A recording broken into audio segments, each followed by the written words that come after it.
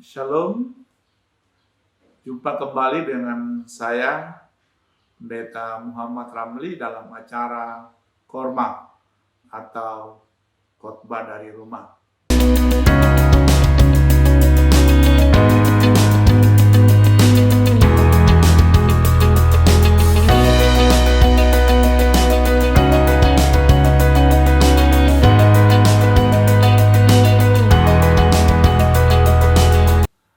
Hari ini kita akan belajar tentang firman Tuhan dari kitab Markus pasalnya yang ke-11 ayat 1 sampai 11. Namun sebelum kita belajar dari firman Tuhan ini, mari kita berdoa. Bapa Sorgawi, Engkau begitu baik dalam kehidupan kami. Saat ini kami hendak belajar akan firman-Mu, karena itu anugerahkanlah kepada kami Roh-Mu yang kudus, agar kami diberi pengertian akan kebenaran firman-Mu. Berfirmanlah ya Allah, di dalam nama Yesus kami berdoa. Amin. Nah, saudara yang dikasihi Tuhan, firman Tuhan hari ini dari Markus 11, ayat 1 sampai 11 berkata demikian. Yesus dielu-elukan di Yerusalem. Ketika Yesus dan murid-muridnya telah dekat Yerusalem, dekat Betfage dan Betania yang terletak di Bukit Zaitun, Yesus menyuruh 2 orang muridnya dengan pesan, "Pergilah ke kampung yang di depanmu itu. Pada waktu kamu masuk di situ, kamu akan segera menemukan seekor keledai muda tertambat yang belum pernah ditunggangi orang. Lepaskanlah keledai itu dan bawalah kemari. Dan jika ada orang mengatakan kepadamu, 'Mengapa kamu lakukan itu?' jawablah, 'Tuhan memerlukannya. Ia akan segera mengembalikannya ke sini.' Mereka pun pergi dan menemukan seekor keledai muda tertambat di depan pintu di luar, di pinggir jalan, lalu melepaskannya. Dan beberapa orang yang ada di situ berkata kepada mereka, 'Apa maksudnya kamu melepaskan keledai itu?' Lalu mereka menjawab seperti yang sudah dikatakan Yesus, maka orang-orang itu membiarkan mereka. Lalu mereka membawa keledai itu kepada Yesus dan mengalasinya dengan pakaian mereka. Kemudian Yesus naik ke atasnya. Banyak orang yang menghamparkan pakaiannya di jalan, ada pula yang menyebarkan ranting-ranting hijau yang mereka ambil dari ladang.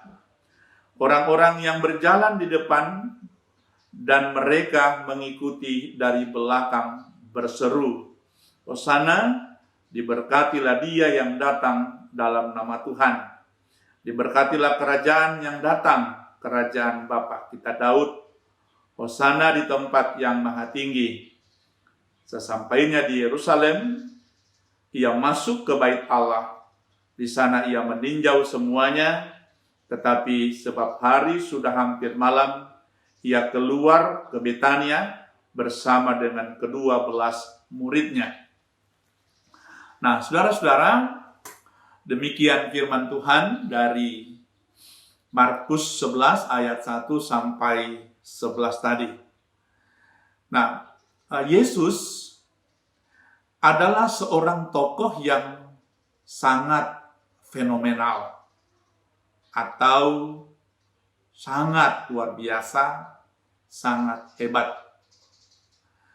Itulah sebabnya kemanapun Yesus pergi, orang banyak selalu mengikuti dia. Apalagi Yesus telah banyak melakukan berbagai mukjizat, seperti ia merubah air menjadi anggur, ia membangkitkan orang lumpuh, ia menyembuhkan orang sakit, bahkan ia membangkitkan orang mati. Nah, mujizat-mujizat ini menjadi salah satu daya tarik, sehingga kemanapun Yesus pergi, masyarakat banyak selalu berbondong-bondong mengikuti dia. Nah, saudara-saudara yang dikasihi oleh Tuhan kita, Yesus Kristus. Firman Tuhan dari Markus 11 ayat 1 sampai 11 yang telah kita baca tadi adalah kisah perjalanan Yesus menuju ke Yerusalem, dan ini adalah perjalanannya yang terakhir. Sebab ia akan memasuki saat-saat yang sangat menegangkan, yaitu saat-saat penderitaannya.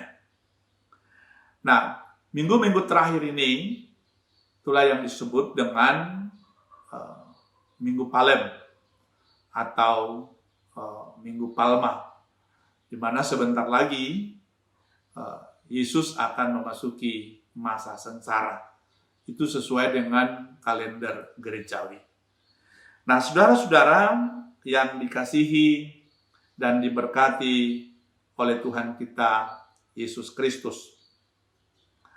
Nah, perjalanan Yesus ke Yerusalem sebagai perjalanannya yang terakhir, di mana sebentar lagi dia akan menghadapi penderitaan. Nah, Yesus masuk ke Yerusalem dengan mengendarai seekor keledai. Dia tidak mengendarai kuda atau kendaraan yang lazim pada umumnya. Nah, pertanyaannya adalah, mengapa Yesus mengendarai keledai? Nah, jawabannya adalah, yang pertama, Yesus mengendarai keledai sebagai penggenapan akan nubuatan Nabi Zakaria, di mana dia katakan, bersorak-soraklah dengan nyaring, hai putri Sion. Bersorak-soraklah, hai putri Yerusalem. Lihat rajamu datang kepadamu. Ia adil dan jaya. Ia lemah lembut dan mengendarai seekor keledai. Seekor keledai beban yang mudah. Zakaria 9 ayatnya yang ke-9. Nah, jadi Yesus mengendarai keledai itu dalam rangka penggenapan akan nubuatan Nabi Zakaria. Nah, yang kedua yang dapat kita lihat adalah Yesus datang dengan mengendarai keledai hendak mengatakan bahwa Yesus datang membawa damai, bukan perang. Nah, Yesus datang hendak mendamaikan Allah dengan manusia yang berdosa. Yang ketiga, Yesus datang mengendarai keledai bukan kuda, sebab kuda simbol dari kekuatan, simbol dari keperkasaan, dan memiliki asosiasi yang kuat dengan peperangan. Nah, itu bisa kita bandingkan dalam Yesaya 31 ayat 1 sampai 3, pertama Raja-Raja 4 ayat 20.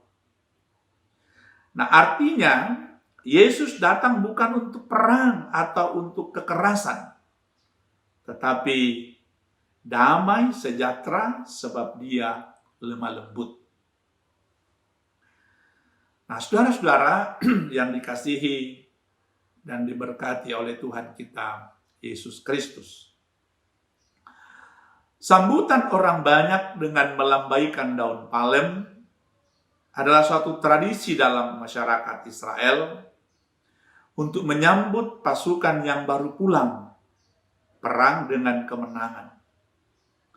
Nah, penyambutan ini adalah penghormatan kepada Yesus dalam statusnya sebagai Raja yang datang membawa kemenangan, yaitu kemenangan atas maut, kemenangan atas dosa.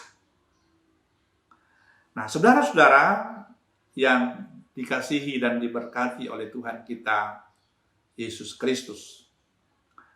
Dari uraian firman Tuhan tadi, ada beberapa hal yang dapat kita petik.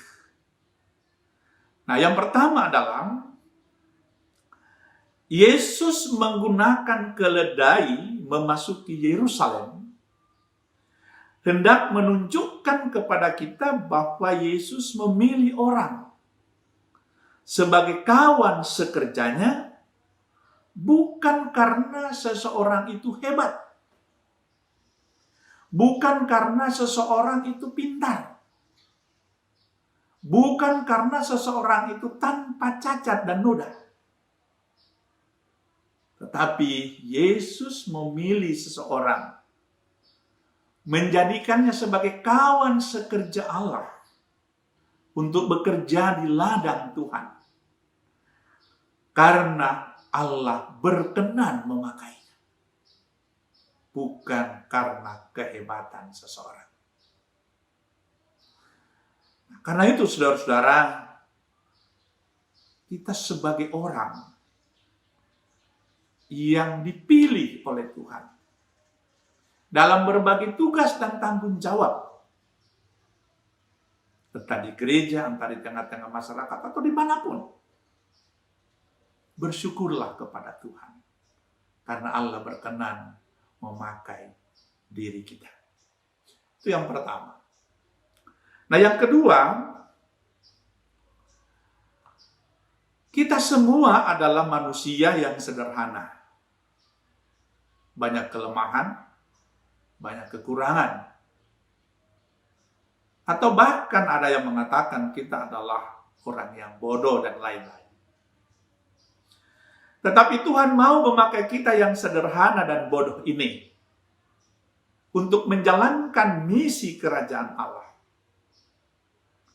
Nah, kalau Tuhan mau memakai kita yang sederhana ini, kita mau dipakai untuk berguna bagi Tuhan dan bagi sesama, bagi dunia ini, maka kita wajib untuk bersyukur kepada Tuhan, berterima kasih kepada Tuhan, sebab Tuhan mau memakai kita yang sederhana ini. Yang ketiga, dalam pelayanan kita, bisa saja kita merasa lelah, terbeban, bahkan frustrasi karena berbagai macam pergumulan dan persoalan. Tetapi firman Tuhan hari ini mengajak kita untuk senantiasa menumbuhkan semangat kita kembali bahwa Tuhan memerlukan kita. Tuhan berkenan memakai kita untuk melayaninya dan melayani ciptaannya. Pelayanan kita adalah bagian dari misi Allah untuk keselamatan dunia ini. Karena itu, saya mengajak kita untuk tidak henti-hentinya bersyukur kepada Allah. Karena kita menjadi salah seorang bagian dari misi Allah itu. Keempat, sambutan meriah, hamparan pakaian dan daun palem di Yerusalem saat itu adalah untuk menyambut Tuhan Yesus. Bukan menyambut keledai yang jadi tunggangannya, hal ini hendak menggambarkan bahwa kesuksesan pelayanan kita bukanlah untuk kemuliaan nama kita, tetapi untuk kemuliaan nama Tuhan.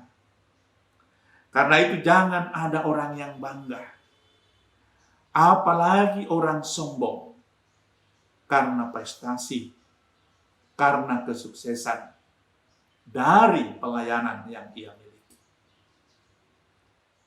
Kalau ada kesuksesan, ada keberhasilan, itu semua karena kemuliaan Tuhan. Karena Tuhan yang harus dimuliakan. Terpujilah nama Tuhan. Amin. Saudara-saudara, sampai di sini perjumpaan kita.